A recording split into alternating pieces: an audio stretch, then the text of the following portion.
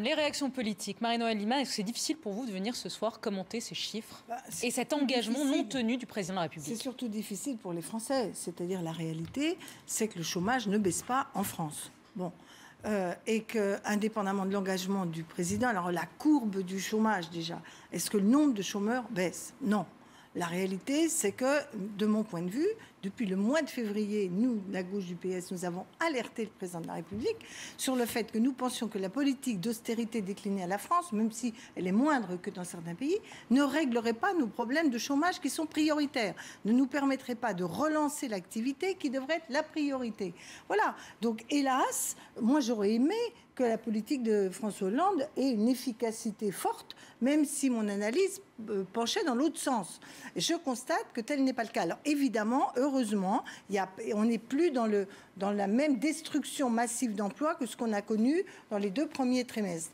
Reste qu'aujourd'hui, la question elle est de savoir, c'est stop ou encore. C'est-à-dire, est-ce qu'on attend que l'extérieur nous sauve, qu'on atteigne le chiffre historique qu'on a connu, je crois, en 80, je ne sais plus quelle année, 11% de chômeurs, ou est-ce qu'on prend le taureau par les cornes et qu'on se dit, il est temps de mener une autre politique, une politique de gauche, telle qu'on l'avait annoncée aux Français, et c'est ce que je souhaite. Marie-Noëlle Lienemann, vous parlez des politiques d'austérité. Alors la France a mené une semi-politique d'austérité. On voit qu'en Grande-Bretagne, les perspectives de croissance ont été relevées. On voit que l'Espagne repart, on voit que le Portugal repart, alors que ce sont des pays qui ont mené des politiques d'austérité drastiques il y a quelques mois.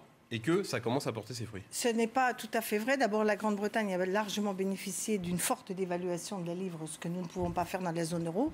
C'est un deuxième sujet. Là, vous faites plaisir à Florian Philippot. Mais moi, je ne dis pas qu'il faut sortir de la... Je ne dis pas qu'il faut sortir de la zone euro, mais je dis que l'euro est surévalué par rapport aux intérêts de la France et qu'il faut mener une autre... Je vais vous l'expliquer. Et la deuxième chose, c'est que nous avons, par rapport à l'Espagne, évidemment, quand vous avez... Ils n'ont pas inversé la courbe du chômage. Ils ont encore de plus en plus de chômeurs. Ils ont une légère reprise de la croissance, mais ils sont tombés tellement bas qu'évidemment, au bout d'un moment, vous avez du plus 0,1. Non, il n'y a pas de signification nette que l'efficacité des politiques d'austérité pour restaurer le dynamisme économique de nos pays.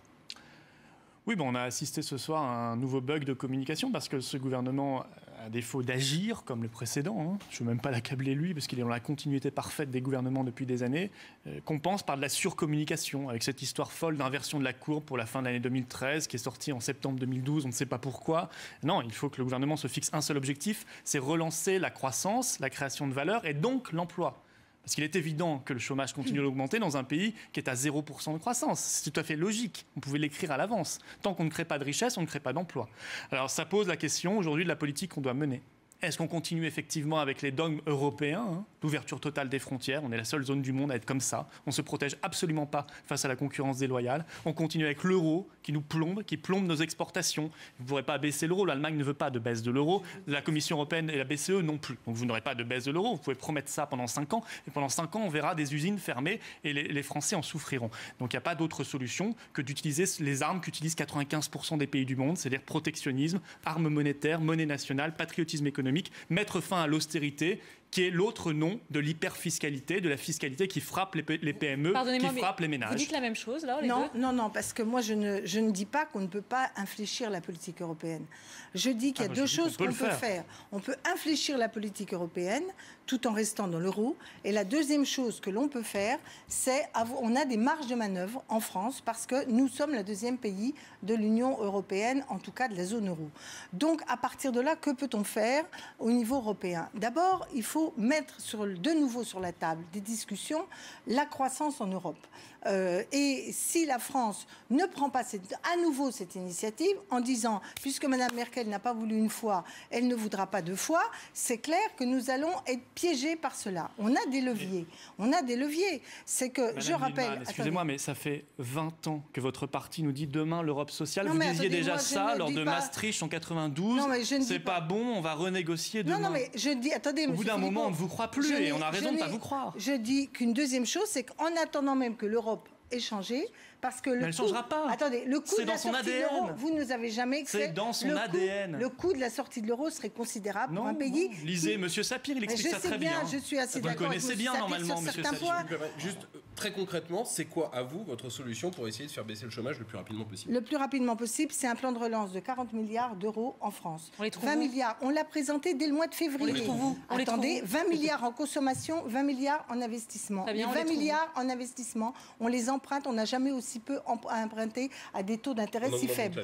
Non, oui, on augmente la dette, mais si je puis dire, on gage ces 20 milliards d'investissements sur des grands travaux dont la rentabilité sera supérieure à 2% d'euros. Donc, il faut bien choisir ces grands travaux. Par exemple, le haut débit partout, par exemple, le système qui permet de garantir qu'il y ait une offre réelle pour les industries automobiles. Et donc, ces 20 milliards-là, ils sont gagés, non pas par de l'endettement public, mais par, si je puis dire, du remboursement régulier, par de l'investissement. Donc, un grands travaux. Et alors, un grand emprunt.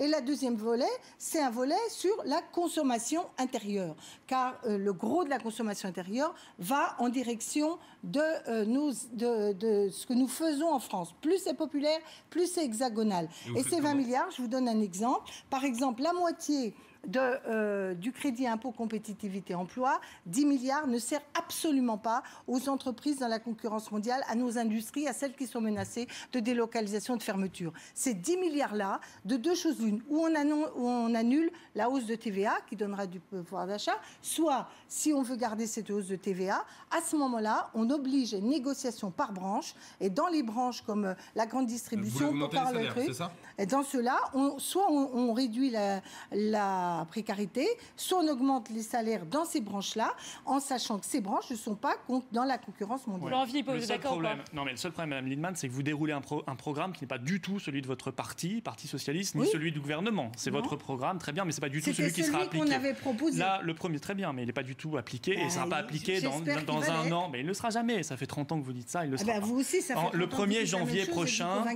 janvier prochain, la TVA va augmenter une nouvelle fois. Le taux médian plus le taux supérieur. Les impôts vont continuer à augmenter, notamment pour les retraités. Ça, c'est la continuité d'une politique fiscale qui a commencé même avant François Hollande. On continue d'endetter la France avec les contrats aidés. Vous savez, les contrats aidés, moi, c'est très bien pour ceux qui en bénéficient, mais ça ne relance pas l'emploi, mais ça coûte 3 milliards 200 millions d'euros par an. Voilà ce que c'est qu'aujourd'hui la politique d'endettement de la France. Alors, pour rompre avec cela, vous ne le ferez pas dans le cadre européen actuel. Et je crois que vous le savez, Madame Lienemann, vous qui avez voté non, vous savez qu'on ne le fera pas dans le cadre européen actuel. Avant de répondre à Florian Philippot, je voudrais vous poser une question à tous les deux. Revenir un petit peu au cadre politique. On l'a dit, c'était une promesse personnelle du président de la République. Je voudrais avoir votre analyse sur quel impact directement sur le président de la République. Et puis vous le savez tous les deux, on est à quelques mois d'échéance cruciale. Si on était aux États-Unis, on dirait de mid-term, c'est-à-dire les premiers rendez-vous avec les Français dans ce quinquennat. Je voudrais savoir quel impact peut avoir effectivement ces promesses qui pour l'instant restent en apesanteur. Marie-Noëlle Lienemann. Moi, je voudrais dire que le président de la République a eu tort d'écouter les conseilleurs qui lui ont expliqué qu'il fallait revenir sur des politiques plus classiquement libérales et s'éloigner de son programme. Il a eu tort d'écouter ceux qui ont cru que par de la communication, en annonçant qu'on inverserait la courbe du chômage, ça donnerait... Donc finalement, vous évidemment, n'êtes pas d'accord, mais vous êtes quand même... Et je suis socialiste et je le resterai quoi qu'il arrive. Et je dis simplement... Vous nous dites ce soir qu'il a fait une grande erreur de communication, une grande erreur d'écouter politique, d'écouter ceux qui lui ont dit de s'éloigner de ses engagements et de la politique qu'on avait faite. On n'a jamais dit qu'il fallait mettre 20 milliards de cadeaux aux entreprises. On avait dit qu'on ferait des grands investissements par la BPI qui n'a pas suffisamment d'argent pour investir. On avait dit qu'on ne laisserait pas fermer des entreprises comme Florange et Pétrole. À ce compte-là. Alors sur les municipales, je pense qu'il va y avoir quand même une part de scrutin local important. Nos maires, les maires socialistes, les maires de gauche sont souvent très proches du terrain, sont souvent des boucliers devant les difficultés sociales et je pense quand même que pour une part, les Français le reconnaîtront. Florian Philippot, le président, les municipales. C'est-à-dire que quand on n'est plus que porte-parole de la Commission européenne, ce qui est aujourd'hui le président de la République française, mais depuis pas mal d'années maintenant, ou c'est pas un peu facile. Ou porte-parole de la chancelière d'Allemagne, si vous voulez, qu'on est sur le point d'accepter. J'ai vraiment l'impression que les relations entre Merkel et Hollande. Vous savez ce qu'est en train d'imposer Mme Merkel à l'Europe ? Des contrats. que moi j'appelle diktat, des contrats ultralibéraux d'austérité. Ça, c'est la prochaine étape de l'austérité. Personne n'est au courant. Par la France oui, c'est en train d'avancer. L'Allemagne est en train de faire un chantage phénoménal pour imposer ces contrats qui seront une folie et qui nous videront de toute souveraineté vis-à-vis de notre politique économique et sociale. Est-ce qu'il y aura une sanction? Ça, c'est la réalité. Alors, on fait de la com. On fait de la com. Mais la com, au bout d'un moment, on se la prend en boomerang. Et je crois que le gouvernement est en train de se prendre sa communication, sa surcommunication en boomerang. Et ça se paiera bien sûr dans les urnes, aux municipales, puis aux européennes. Au municipal, c'est un petit peu différent. Il y a une part d'enjeu local, vous avez raison. Mais malgré tout, les maires socialistes, les députés maires socialistes sont comptables de ce bilan. Jean-Jérôme Bertolus. Est-ce que vous demandez, par exemple, on va voir, encore une fois, ça n'est pas les chiffres définitifs de l'année. Non, mais c'est important parce bien que... sûr. Non, mais est-ce que vous, par exemple, vous représentez la gauche du PS, vous avez donné vos solutions. Mais là, est-ce que vous demandez, par exemple, un changement au sein du gouvernement? Vous demandez un changement de politique? Est-ce que vous demandez un changement au sein du gouvernement? Est-ce que vous dites, on ne peut pas continuer comme ça jusqu'au municipal? Nous, on demande qu'il y ait un dialogue avec l'ensemble des forces de gauche. Parce que changer le casting pour mettre la même politique et ne pas avoir une majorité mobilisée, celle qui a fait l'élection de François Hollande, mobilisée pour faire qu'on redresse ce pays... C'est l'échec personnel de François Hollande, là? C'est pas un échec pour l'instant, il est dans une difficulté politique. Mais c'est une difficulté personnelle. Et cette difficulté politique, il en a pris la responsabilité en faisant des choix qui étaient à rebours de sa majorité. Je rappelle, le CICE, l'accord sur la flexi-sécurité, le fait qu'il n'y ait pas eu sur des sujets comme Florence Petroplus, sur l'industrie, plus d'investissements et plus d'aides qui étaient mises du côté de l'État, je pense que personnellement, le président de la République doit en tirer les leçons. Alors, juste pour revenir je voudrais vous montrer des chiffres qui ont été publiés par Eurostat aujourd'hui. C'est les chiffres sur les marges des entreprises. Vous parliez tout à l'heure des politiques. Moi, ça m'intéresse de connaître votre réaction à ça. Je ne sais pas si on va retrouver le graphique. Mais en gros, en France, on est à la traîne de l'Union européenne. 28% de marge en moyenne pour les entreprises. La moyenne de l'Union européenne, c'est 37%. En Espagne et au Portugal, c'est 40%. Ce qu'on sait, c'est qu'aujourd'hui, la réflexion d'un chef d'entreprise quand il doit embaucher quelqu'un, c'est est-ce que je sacrifie une part de mes bénéfices ou pas? Comment on fait pour faire changer cette mentalité-là? Comment on fait pour redonner des latitudes aux entreprises pour qu'elles puissent à nouveau embaucher, parce qu'on sait que c'est là le nerf de la guerre. J'aimerais bien avoir votre réponse à vous. On aimerait bien voir le graphique aussi. C'est ce qui va arriver. Ce qui se passe en Espagne, ce qui peut expliquer ça, c'est que les salaires ont considérablement baissé en Espagne. Ils ont chuté. Voilà, suite à la politique d'austérité complètement dingue. D'ailleurs, on dit l'Espagne, ça va mieux. L'Espagne, il y a 26% de chômage. Il y a une croissance qui n'est toujours pas là, parce qu'ils partent de très très bas. Et il y a des salaires qui sont infiniment plus bas qu'avant la crise. Donc, c'est une tiers-mondisation de l'Espagne et du Portugal. Voilà, merci l'euro, merci la zone euro. Voilà le résultat. Je veux dire que le pays qui s'en sort le mieux, c'est la Norvège, qui n'est pas dans l'Union européenne. Bravo, ils ont tout compris. Et on aimerait dans leur situation. Allemagne, 40% de marge des entreprises. Voilà, mais oui. Avec ça, on arrive à réembaucher. C'est le résultat d'une politique qui fait qu'il n'y a plus d'investissement ni de consommation. Parce que c'est une politique qui déprime la croissance et l'emploi depuis maintenant des années. Quelle est la politique qui est menée depuis des années ? En gros, on accepte les dogmes européens, on ouvre totalement les frontières, on a l'euro qui nous étouffe, on ne fait pas de patriotisme économique parce que c'est interdit par le droit européen, mais tout l'inverse, le protectionnisme intelligent. Vous savez, aux États-Unis, quand ils ont été concurrencés par les pneus chinois, qui sont fabriqués de manière déloyale. Ils ont mis en place un droit de douane de 14% pendant 3 ans. Ça a été très efficace pour l'industrie américaine. Et il y a des pays plus petits que la France qui mettent en place aussi ce protectionnisme intelligent tarifaire ou non tarifaire. Je pense à la Corée du Sud, par exemple, qui fait du protectionnisme non tarifaire. Voilà ce qu'on devrait faire. Mais aujourd'hui, on ne peut pas le faire parce qu'on s'est condamné avec ces traités européens. Et c'est le vrai problème, c'est le problème de fond. Je voudrais terminer cette demi-heure d'édition spéciale sur une note plus positive, puisque ça, on ne peut pas lui contester ça. Michel Sapin qui annonce 4% de baisse du chômage des jeunes sur 6 mois. Est-ce que là, au moins, Marie-Noëlle Lienemann, vous reconnaissez que la priorité mise sur les jeunes a marché ? En effet, heureusement, les contrats d'avenir sont des très bonnes choses. Contrairement à M. Philippot, je crois que c'est utile, parce qu'en plus, ça n'est pas que du coup, ils consomment, ils forment, et surtout, le moral de notre jeunesse, c'est fondamental pour le dynamisme d'un pays.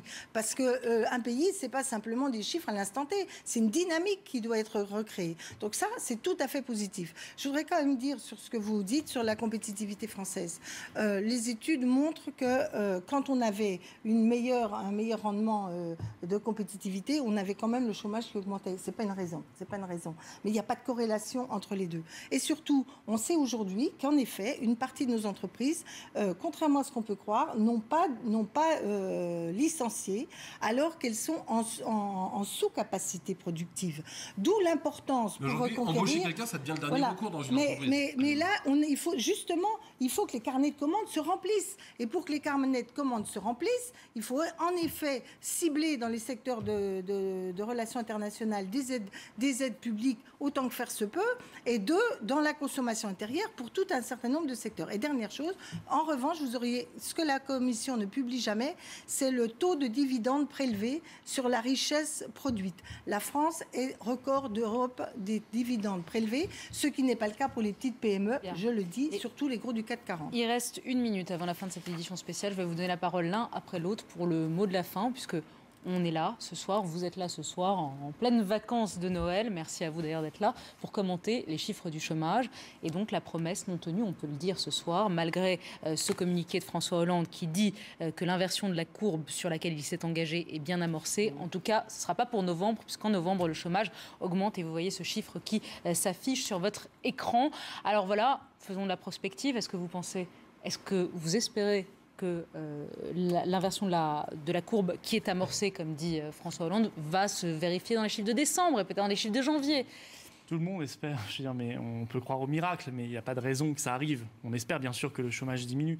Moi, je dis stop au mensonge. Voilà. Vous savez, vous dites que la jeunesse doit retrouver le moral. Elle n'a pas le moral comme les Français quand elle se réveille et qu'elle voit M. Sapin qui ment, qui rement, qui manipule, qui dit n'importe quoi, qui essaie de tordre les chiffres dans tous les sens, comme ce communiqué de l'Élysée, pour essayer de faire croire aux Français que ça va mieux alors qu'ils vivent, eux, dans leur famille, parmi leurs proches et leurs amis, ce chômage de masse. Voilà, on arrête de mentir, on dit la vérité aux Français et on change complètement de politique. Allez, un premier geste qu'il pourrait faire tout de suite, on arrête les négociations sur l'accord de libre-échange États-Unis-Union européenne qui sont en cours. Ces négociations sont en cours. On les arrête tout de suite. La France dit « je mets mon veto, je me retire de ces négociations ». Ça pourrait être très utile et ça peut être fait dès demain matin. Moi, ce que je propose, c'est que François Hollande retrouve le chemin de ce qu'il avait dit aux Bourget, des engagements qu'il avait pris. La croissance doit passer avant la résorption des déficits. Il faut une stratégie de relance en Europe et en France. Et s'il n'y a pas cette dynamique-là qui est engagée, et s'il n'y a pas une politique résolument de redressement industriel du pays avec des moyens publics, eh ben, nous pourrons avoir tantôt la courbe bien, tantôt la courbe mal. En réalité, on ne résoudra pas en profondeur ce chancre qu'est le chômage. Et continuons les emplois d'avenir, parce qu'il ne faut pas cracher dessus, c'est très important pour une partie de notre jeunesse.